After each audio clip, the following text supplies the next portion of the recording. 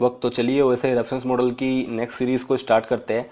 तो last series में मैंने आपको बताया था वैसे रेफरेंस मॉडल की सेशन लेयर के बारे में कि सेशन लेयर का काम होता है सोर्स और डेस्टिनेशन डिवाइसेस के बीच में एक सेशन इस्टेब्लिश करना ताकि हम डेटा की शेयरिंग कर सके। अब बात करते हैं ट्रांसपोर्ट लेयर के बारे में जिसको हम वैसे रेफरेंस मॉडल की फोर्थ लेयर के नाम से भी जानते हैं।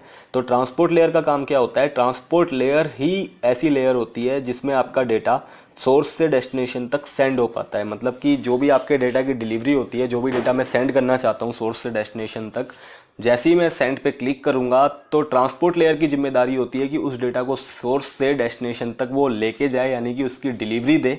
साथ ही साथ वो डिलीवरी रिलायबल भी होनी चाहिए, मतलब कि उस डेटा में किसी भी टाइप की कोई सिक्योरिटी में छेड़खानी नहीं होनी चाहिए, उस डेटा में हैकिंग ना हो। इसकी जिम्मेदारी भी जो है ट्रांसपोर्ट लेयर की ही होती है कि वो रिलायबल तरीके से वहाँ पे डेस्टिनेशन में रिसीव हो जाए, यानी कि सेंड हो जाए। और ऐसा करने के लिए, क्योंकि हमारा डेटा जो है बहुत बड़े साइज का भी हो सकता है, तो ट्रांसपोर्ट लेयर क्या करती है, हमारे डेटा को छोटे छोटे सेगमेंट्स में तोड़ देती है या डिवाइड कर देती है ताकि वो ईजिली जो है सोर्स से डेस्टिनेशन तक ट्रैवल हो सके। क्योंकि होगा क्या, जिस सोर्स और डेस्टिनेशन के बीच में हम डेटा ट्रैवल करते हैं या ट्रांसफ़र करते हैं, तो वो जो रूट होता है उस रूट में और भी लोगों के डेटा सेंड हो रहे होते हैं।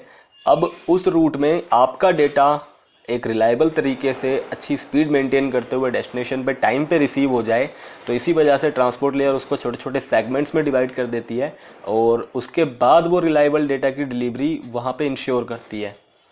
अब ऐसा करने के लिए ट्रांसपोर्ट लेयर में जो है कुछ प्रोटोकॉल काम करते हैं, जैसे कि टीसीपी, यूडीपी, एसपीएक्स और एसपीपी।